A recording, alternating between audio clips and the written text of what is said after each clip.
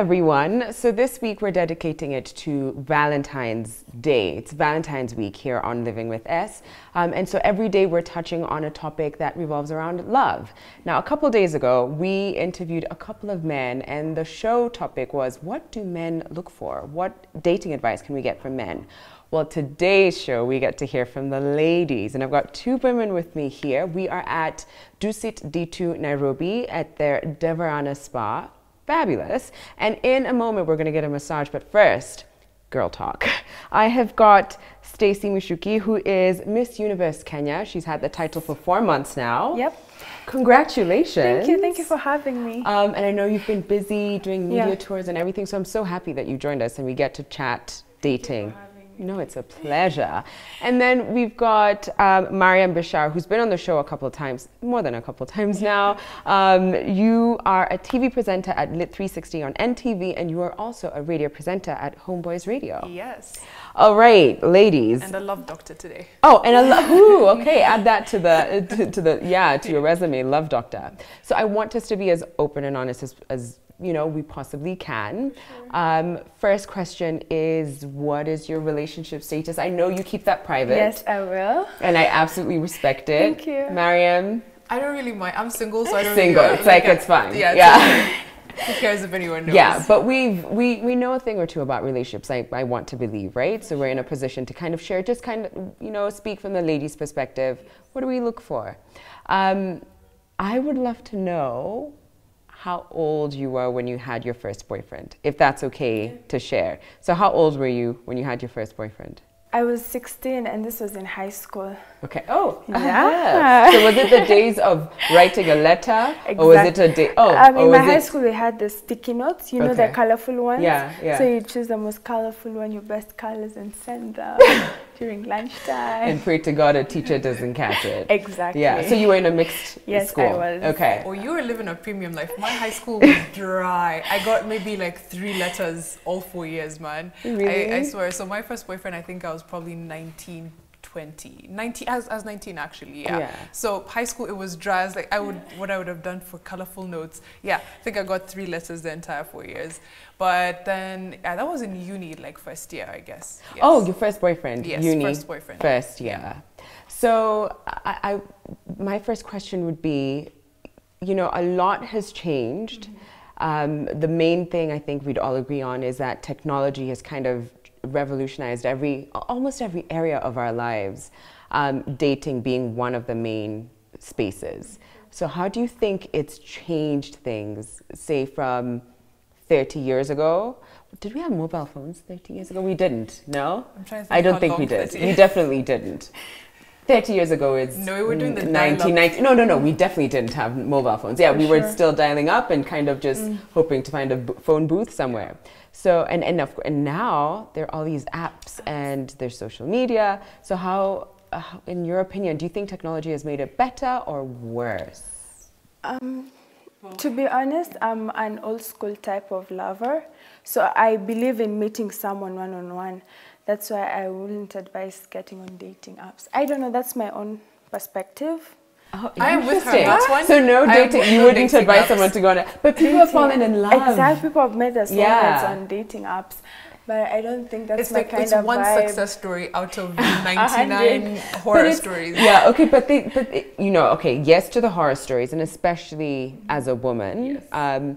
But I've met many people who've either found a boyfriend of a number of years, or even their husbands. The lucky ones. Yeah, exactly. And, have families. And I think especially in a space where we're all so busy and we're moving from like, boom, boom, boom, I need to work, my career, and then, just gym, I don't know, just like so many things. I think my fear with dating apps especially is not because they're a bad way to meet people. It's just they've become so it's not people looking for like long-term relationships or something fulfilling. It's just people who want like a quick snack hookup and then just like bye. Yeah. So if you're on there, even if you might be looking for something real, everyone just assumes it's like, hey, what's up? Do you want to meet up? It's not real anymore. Yeah. I'd prefer, even people meet online on Facebook, on Twitter, on Insta.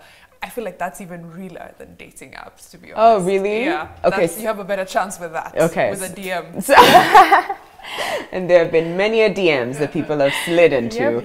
Yep. So now that you've talked about Facebook, Twitter, Instagram, let's talk about that space and the the fact that there's been a lot more people who are opening up and sharing their dating life or their partners, whether it's boyfriend, girlfriend, or even eventually husband, wife. So what are your thoughts on kind of being open. Online about your dating life? Personally, I'd always keep it private. My family life, relationship, always private. Yeah. So I feel like social media is where I'd express my art. And my relationship, my family life, no. Do you think it adds value to a relationship or it takes away from a relationship? It takes away, actually. Yeah. That's interesting. Yeah. I'm a do you because some people love to share. Yeah. And don't let anyone feel bad if you like to share. I'm not that big of a sharer, but there's people who want to post up whenever they're with someone, they want to show the world. That's okay, even if it ends in heartbreak. I'd post my wedding pictures though. Yes, wedding pictures. But if you don't feel comfortable with it, don't do it because of pressure. But if you do feel comfortable with it, don't do it because you're afraid of what people will say or either way. So whatever comes naturally to you. But myself, I'm not that big on like, hey, this is me and my boo. It's not me. Do you think watching people display their relationships online has had an impact on your dating life? Kind of just observing how, oh, they've gone for another trip. Oh, now they are pregnant with their second child. Oh, do you think I feel like it brings some sort of pressure. At the end of the day, it does. Because you'll just be there like, okay, they're doing this. When is it my turn? Yeah. I think we should be doing this, So there's some sort of pressure to it. Yeah, I do agree with her that there is some pressure that comes with it. But when you remind yourself that people only, like, social media is just a highlight reel, you just need to keep that as a constant reminder. So of course everyone's posting their best moments. No one wants to put a camera in their face when they're fighting. So it's just keep reminding yourself that, and then you enjoy your good moments or your singleness or your relationship, and you have to be okay with that. It's hard, but you have to be okay with it. So safety has been a big issue for women. I'm not going to say in the last few years. It's been, I think, forever. And just kind of exploring the dating space as a single woman can be a little dangerous. Do you think that has picked up over the years, or that it's become more dangerous for women to kind of explore whether it's their sexuality or even just dating and finding a partner now than it was before? And does that ever cross your mind at all, like the dangers of every day? I think as a woman, there's no day where these thoughts don't cross your mind. It's 24/7 every day. You don't get an off day.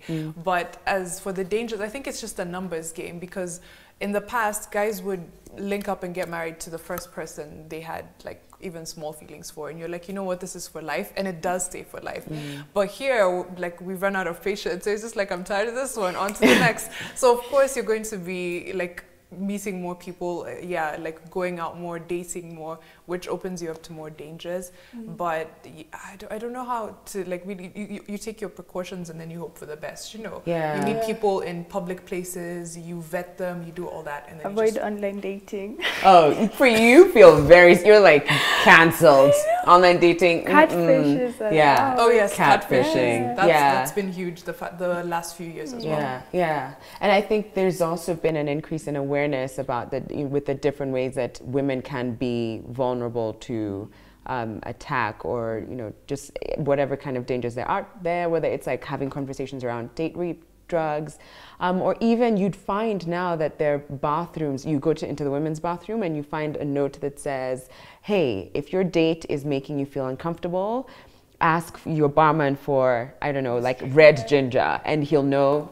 Oh, do we have those here? Because I don't know. They need to get here. Yeah, that would be interesting. So like there are different drinks that you can ask your barman or barwoman, and they'll know, she's in trouble, get her out now, or just help her, kind of rescue her. That's nice.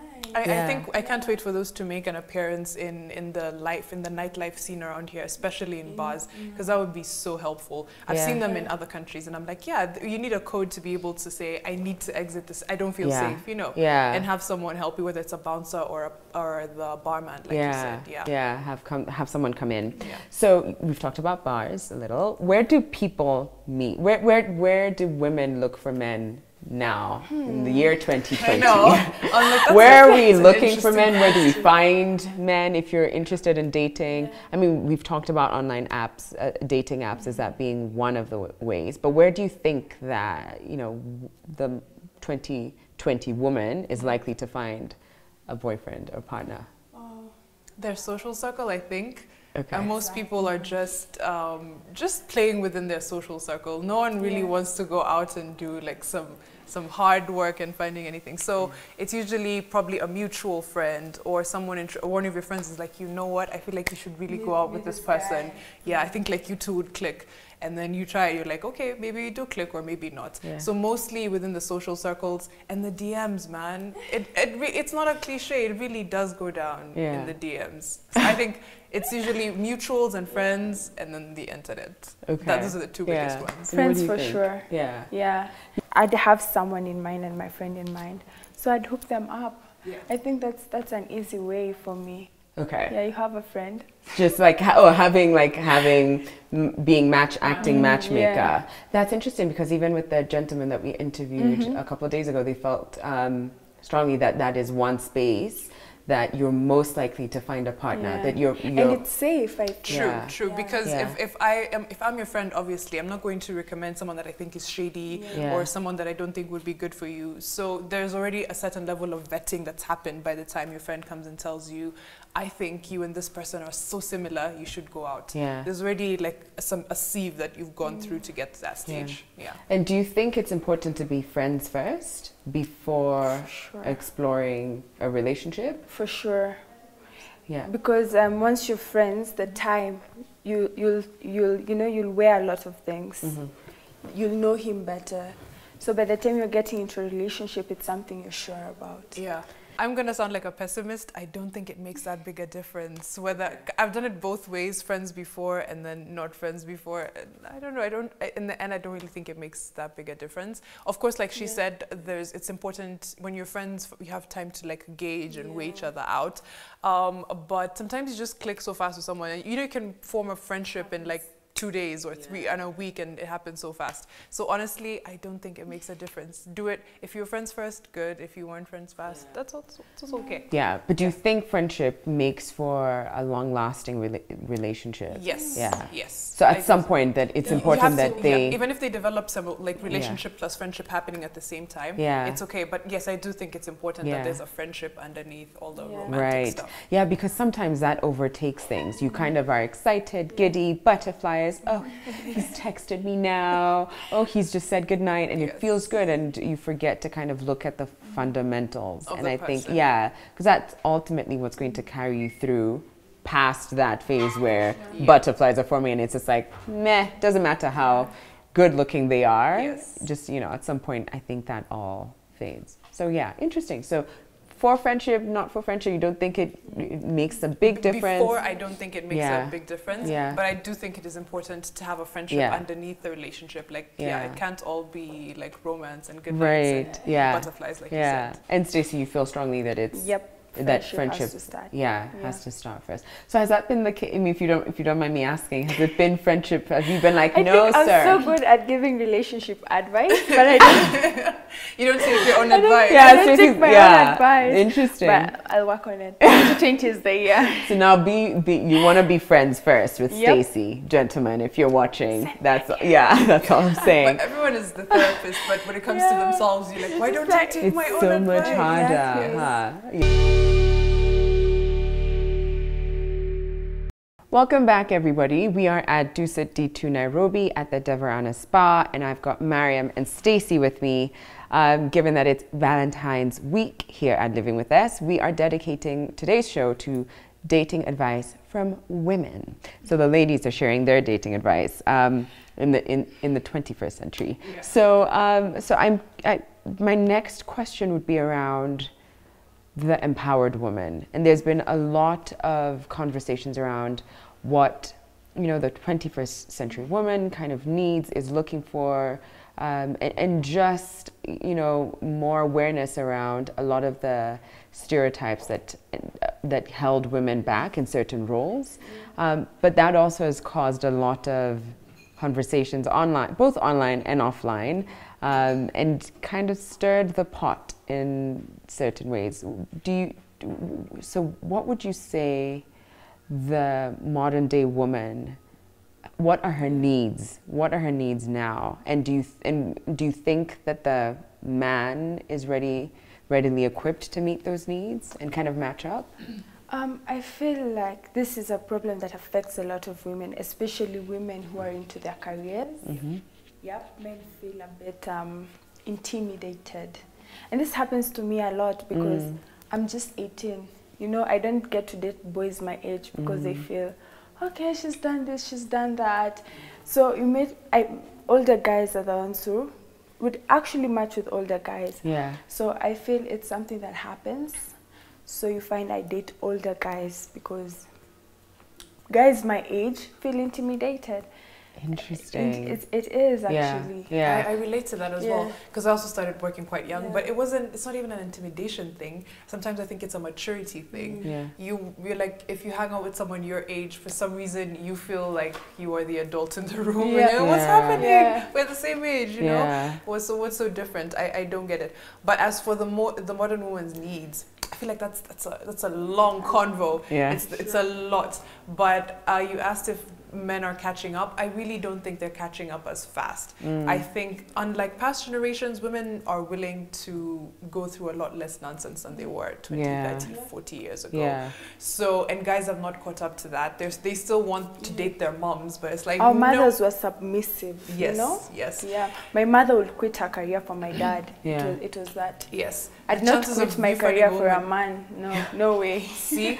Yeah. So, and still want to date women like their moms, but that woman doesn't exist anymore, so guys need to catch up. And so where do you meet? Where does the man and the woman meet if they are stuck in two different worlds? How do you bridge that gap, do you think? They bridge the gap. You see, because it's the women who are leveling up. They're trying to get their careers off the ground. They're trying to be like wholesome people. They're trying to be happy in their relationships, not just like suffering through it. So women have leveled up. So it's up to men to catch up. It's not about meeting halfway. It's not about compromise. It's guys have to catch up, in my opinion. And that's why you look for an enlightened man, a man who won't feel intimidated by your success. Or there are men like that. I believe there are men like that. Men who actually support you to do what you do. So yeah. So in the conversation that I had with the gentleman, one of the things that they said was that I think he was describing that one of the things he's looking for is a woman who'll respect him as the head, and I think he kind of went into some, you know, a religious conversation a little bit about like how the man is the head and the woman is the shoulders and, I don't know, neck.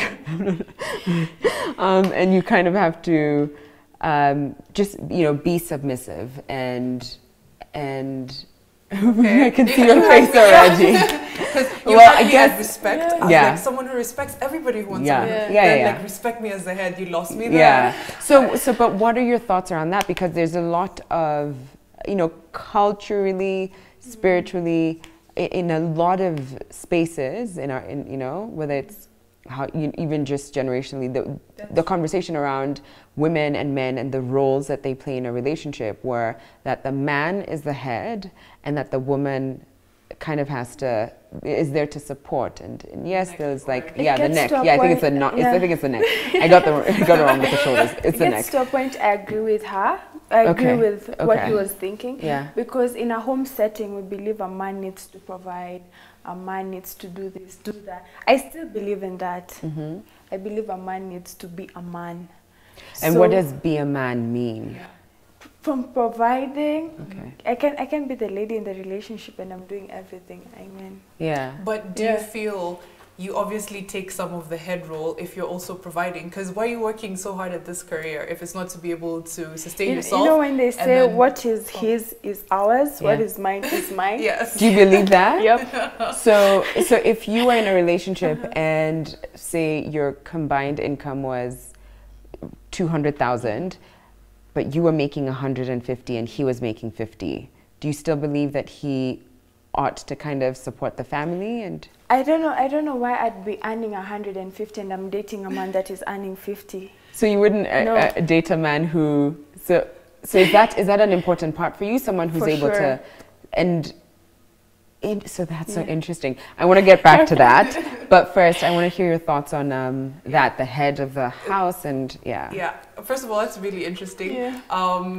I get where you're coming from, but I'm also like, why am I fighting so hard to switch the dynamics if I'm just going to keep them the same? So it's interesting. But as for head of the household, if we're going to go traditional, let's go. If you're doing traditional, do full-on traditional, okay? Can I just sit at home? You take care of every bill. You take care of every school fee, every medical, everything. Okay, fine, I'll take care of the house. That's one way to do it.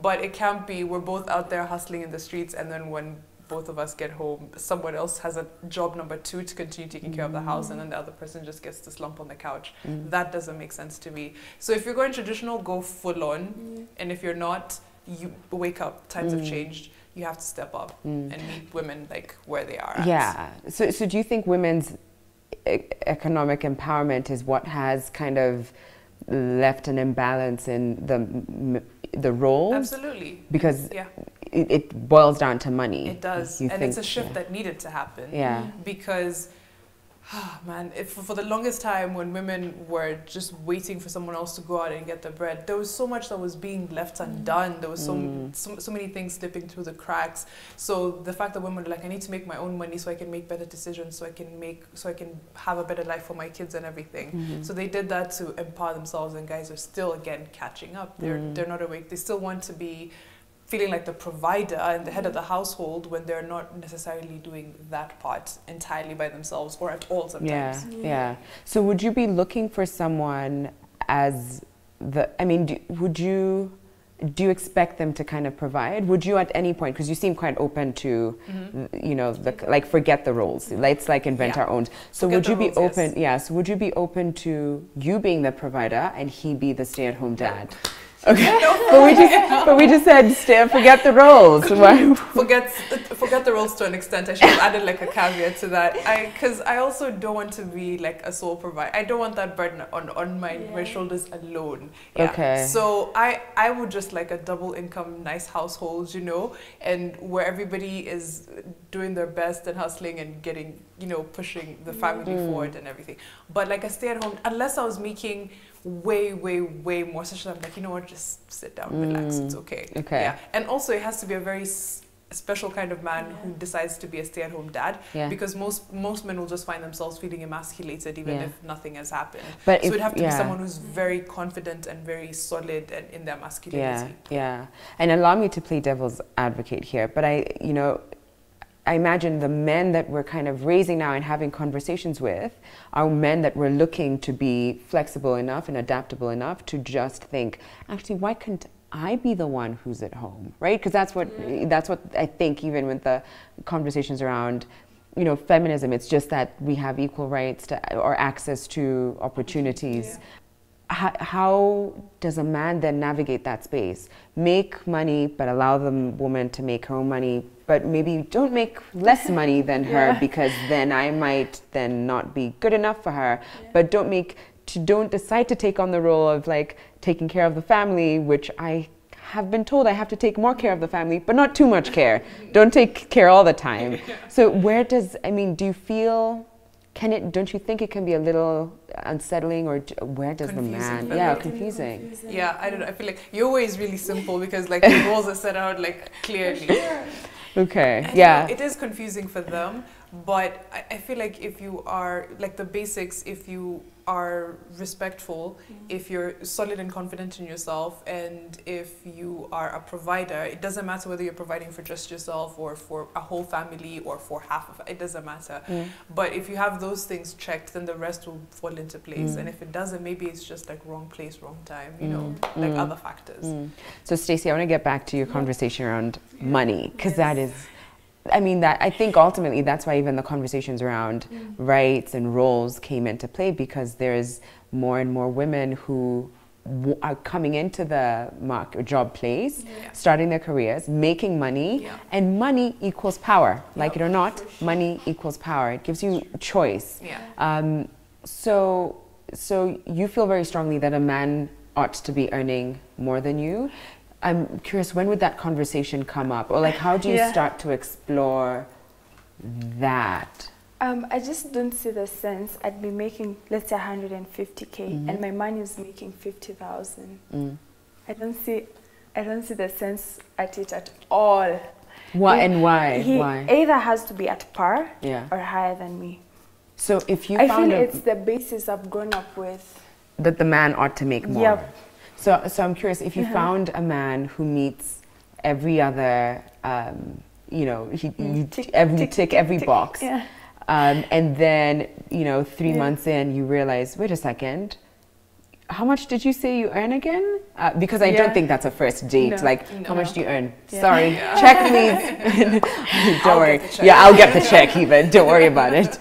Got this. So if you found that out, would it put you off from? And I'm, you know, I'm just trying to understand a little bit. Yeah. Yes, because I'm someone who looks 5 years later, 10 years later. I go long term with people. Yeah. So I'm thinking about my kids. I'm thinking about our house in maybe a few years to come. I'm thinking about a lot of things. You know, I don't want to put my kids in a situation that I've never been put in by my family. Yeah. So whatever I was given, I want to give them more. And totally, I'd want someone who's stable, completely stable. Yeah. Completely stable. For But sure. do you think that's a little, because especially in this It's economy. a bit demanding, yeah. But and at the end of the day also, Stacey, like your rules are your rules, and if that's what allows you to like walk into a relationship and feel safe, and that works for your partner as well, who cares? It works. And the rest of us will be like, Jesus, we should have just found a really stable partner, because it's struggle season in our household. Yeah. But You see the struggle season? Yeah. No, It's a no from for you. me. Yeah. But okay, so There are struggles we can put up with, but when it comes to money issues, I need someone who saves. I don't want someone who saves for next week, save for 5 years, save for 10 years. That's what I'm talking about. I actually agree with her on that one. So, and I like you see, for me, it's like, I get what she's saying when you said like a 200K household and 150 is hers and 50. I also agree that doesn't make sense. I think mine is just up to a certain point. So there's a number where you can reach where it doesn't matter who makes more, because basic needs are met, beyond basic needs are met, saving goals are met, investments are being made. At that point, it doesn't matter who makes more. But at like hustling point, it does matter. It really does. So I don't know for sure, but I'm willing to bet that either Bezos, is that his Bezos. Bezos, yeah. Amazon, and a couple other entrepreneurs. I just don't know for sure, but I think at some point the wife may have been the person supporting the family, and kind of saw the vision that their husband had for the company and for their family, and said, you know what, it's okay. In fact, personally, I know a few people who are like, okay, you go back to school, I will meet the bills, include, you know, not just your school fees, but also our children's school fees, medical fees, and we'll struggle through the season. And it kind of, I don't know for sure if that's Bezos' That does make sense. So you we'll know? struggle through this season. But I'm just wondering, so in that case, where does, how much room does the man have to be human? Because sometimes it's just like this, you know, like you could have had a great job today and tomorrow they're downsizing, so you have to, and they're downsizing, so you have to find another job. It's not paying you what you were earning, but you've got to put food on the table, and then, so how do you navigate that? I'm a planner. I plan on a lot of things. I plan on my day, and that's where we come up with saving plans. You know, once you have the bread, save on it, save on the future. And I think, things can get hard sometimes. It's not always smooth, especially when it comes to something like finances. So that's why you actually need to be smart and work things out from savings. That's why you need a smart guy. Yeah. Yep. So that, and I think also what you're saying, maybe like something like you said, a downsizing or what doesn't rock the boat, doesn't necessarily negate like your relationship, you know. The person that she fell for is a planner, is a saver, is a person who has goals, is a person who has ambition. They will still be that person even if they have the season where they got, you know, their job was downsized or their business wasn't doing well. So long term, it's still going to be a great decision. it's just maybe like a rough season, I think. Yeah. Think So it it's doesn't mean you planning cut them things off because out, suddenly they're not making more than you, I think. Yeah. Okay. So I think it was you, Mariam, who said something about like the things that women used to go through, they don't have time for now. No for me. Yes. No for me. So do you think that that's part of the reason we've ended up having a lot more divorce rates coming up, that women specifically are not putting up with as much as maybe the generation before that did? Absolutely. And do you think that's a good thing or a bad thing? I think it's a good thing. Okay. Because you get one shot at life. Yeah. If you're unhappy, you can't like live in a situation for decades where, you know, you're suffering or you're unhappy or you're just putting on a front. So I think it's a good thing. Then it doesn't look good when it's like half of all marriages end in divorce. That's not a nice statistic. But are people finding more fulfillment in their lives at the end of the day? Are people giving themselves a second, third chance to like love and to try and find companionship? That's a good thing in my opinion. So as a statistic, it's scary, it's ugly. But if people are, you know, they're not either being abused or they're not just plain unloved, or that's a good thing in my opinion. Yeah. And do you agree, And our Stacey? moms used to like persevere with it. It's scary. Someone I'm not feeling loved, abused, situations like that, I'd not stay. Like you have to be your own priority, which is something that was not very normalized for women in the past. It was always the kids, it was always the husband, they were the priorities. So we're learning to put ourselves first and be like, I am worthy of being my first agenda. And that's okay. And this is why females are rising every day, because we're knowing ourselves better, we know what we deserve. So it's actually a good thing. It's a good thing. Do you think that there is a danger in maybe making it too much about me and I don't feel loved enough, or I don't feel I mean, the issue of safety, I think if you're in an abusive, violent space, I think if your life is in danger, that's one thing. But I wonder if perhaps the society we're in now is focused a little too, if there's a danger in focusing a little too much in me and what my feelings, you know, how I feel in the space, rather than, well, how is my partner feeling and how am I contributing to this, and you know, looking outwardly a little, because do you think the scales are kind of skewed to one direction at all, or do you feel that we're... It's a hard question. It's something I ask myself a lot, honestly. I'm actually thinking about it, and I'm like, maybe there is a problem. It's finding the balance is hard. It's a question I struggle with a lot, because in the quest to not want to like be played or taken for an idiot, you know, have we gone too far, and just like at the tiniest thing you're like, I'm done. So this is where communication comes in.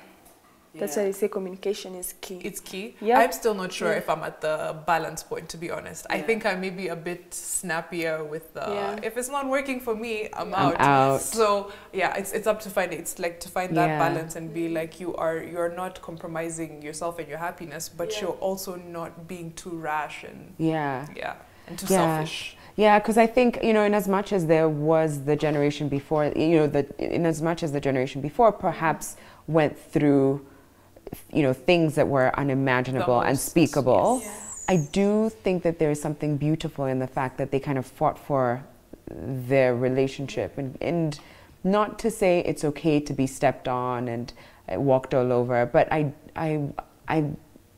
do have questions around where is that sweet balance? Where's the sweet spot? There's something nice about they fought for the relationship. It was the women who fought. It wasn't they. It was the women who were being stepped on, and it was the women who were fighting. It was the women who were persevering.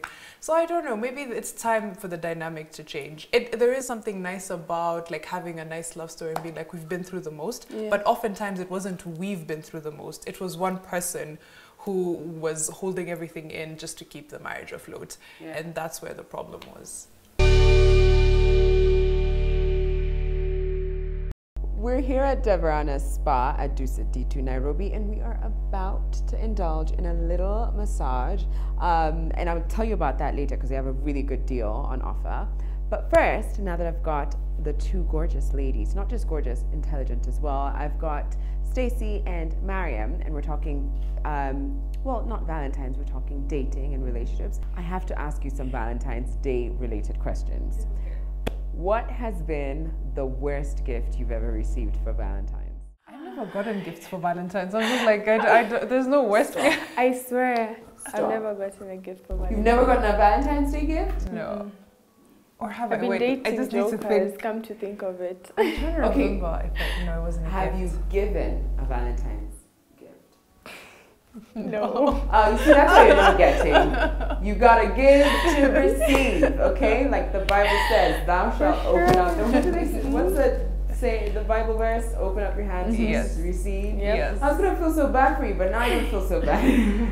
I feel like the most I've ever done on a Valentine's Day is a dinner, which was really nice. Okay. But there was no like gift exchanging. Okay. Yeah. Maybe because I'm not that big into like Valentine's Day as a concept. So I'm like, okay. And that's once. I think that's only one Valentine's Day that I was actually with someone during Valentine's Day. Yeah. We did a dinner and I was like, okay, this is nice. Okay. Yeah. Must be nice. Soon to come. I'm sure it's in your future, very soon. For sure. So, do you think that gifting is important during Valentine's? And what do you think of this holiday? In general? I don't think you have to wait for Valentine's, no? Yeah, every day is a special day. So when you if- can, yeah. gift. Yeah. So you wouldn't mind if you were with someone and on Valentine's Day it came and went and no gift? No, I won't mind. Okay. I don't think it will be a big issue. Do you feel the Also, same? for me, it's not that big a deal. If it is for them, then I will obviously, I'll try and make it nice for them. Yeah. But for me, it's really not nice. Don't forget that it's Valentine's Day though, but I don't expect a gift, yeah. But don't let the 14th come and the 15th and like there's no mention of anything. That's too much. But So you want to hear Happy Valentine's? yeah, or Okay. let's do something that day, or Oh, yeah, okay. yes. But a physical, actual gift, I wouldn't really fuss too much about. Yeah. But if the other person is into Valentine's Day, then I will make an effort and obviously try maybe to gift them if that's their thing. Okay. Yeah. So what's the ideal date in your experience? What do you think is the My ideal date would maybe be a dinner date. Yeah, something simple, something nice, nothing big. Something at least you can remember, you know? Yeah. Yeah. Are we talking ideal date in general or for Valentine's? since Yeah. it's Valentine's?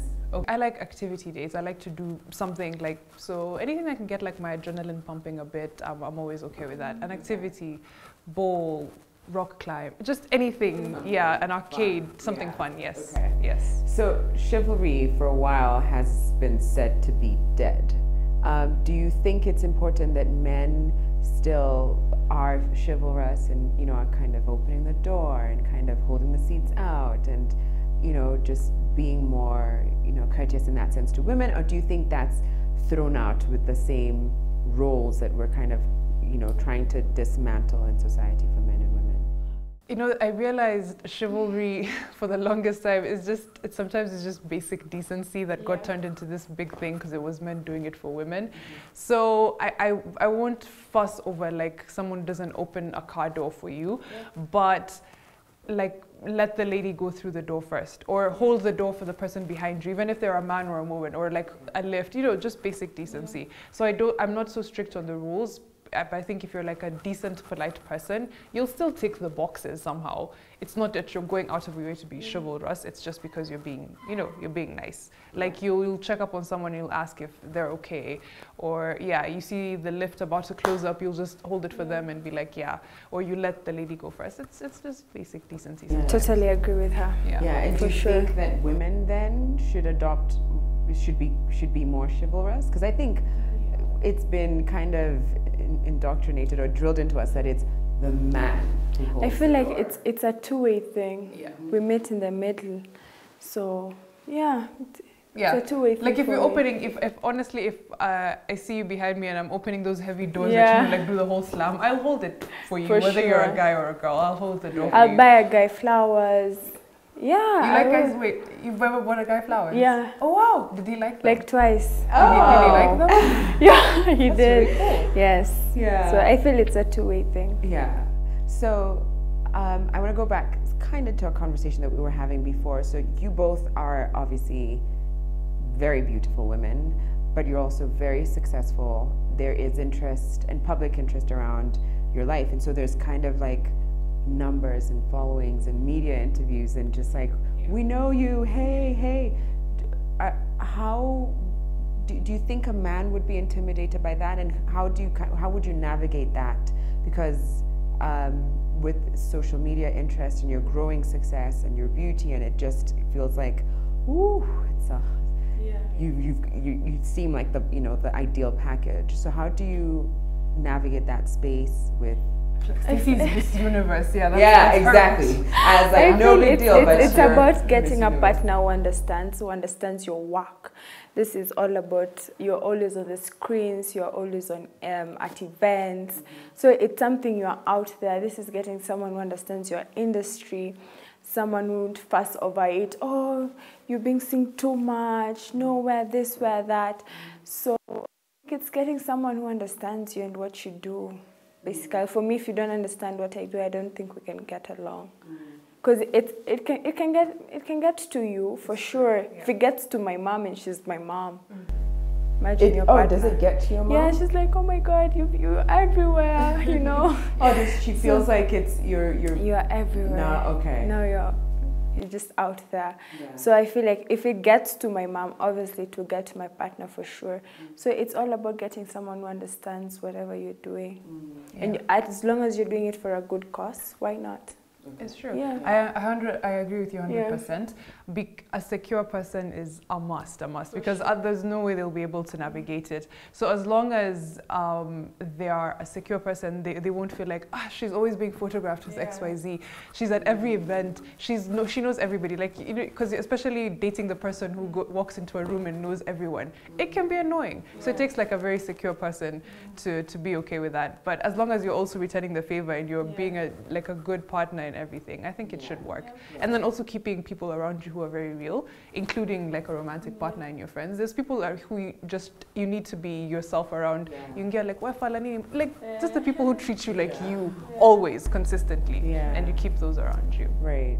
You talked about being photographed, and it made me think, I wonder if it would lead to some kind of jealousy where like, I keep seeing you being photographed by this person, this very handsome, successful person.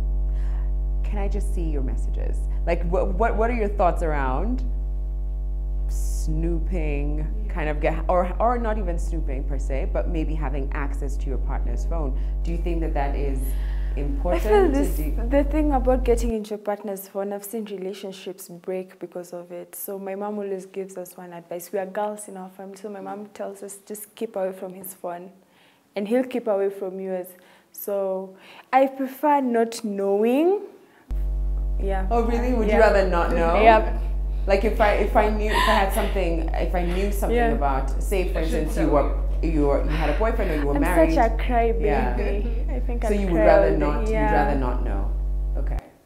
I agree with her on not going through people's phones. As a general rule of thumb, sometimes even when there is nothing to find, if you're looking for something, you will find it. Sure. So don't go looking. But I'm also a believer that if you feel the need to snoop through someone's phone, there's already a problem there.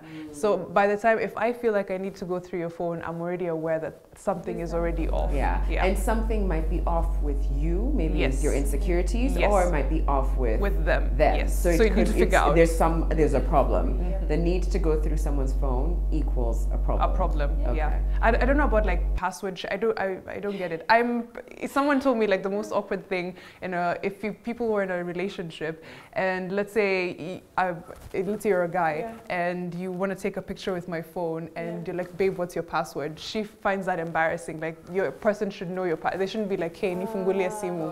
I was like, okay, I'm not sure how I feel about it. I'm like, makes sense in one. So you think like if you're married, then it should be open? Like I should know your password. Also, not for snooping purposes. Not for snooping. But I'm just wondering, what if like you drop dead, not dead, but you like you maybe bump your head and your phone is the only one there, and I don't know how to get there's the emergency thing. Yes. Yep. So I guess the partner will be like, find your emergency thing. I hope you know how to access SOS. Or they're trying to like put your phone on your face for facial recognition. It's like, exactly. Like, you better pray. I think interesting. All right. Yeah. I think it's time for us to have our massage. Yay. It's time for us to say goodbye to you all. But I have to tell you about the massage that we're about to have. It's called More Love, Less Sugar, and it's there specifically for Valentine's Day. So if I were you, I'd take advantage. They have really good rates for yourself, but also if you've got a friend or a partner. Again, I'm a believer that Valentine's isn't just about like you have to have a boyfriend or a husband. It could just be your girlfriend, or your guy friend, and just have a good time, celebrate. But they have a really good massage. It's a scrub and a massage session for 90 minutes. I think it's like 2 hours in total. We're gonna do that in a moment. And there's also a Valentine's staycation where you get really good rates to spend the night here. And why not just get away from your house, maybe your children if you have them, just leave them for the night and enjoy a good time with your partner. But I'm gonna bid you farewell now because I'm ready for that massage. I don't know about you ladies. Me too. Yeah, you ready? Okay. All right, thanks for watching everybody. We'll see you tomorrow at 9 a.m. Bye.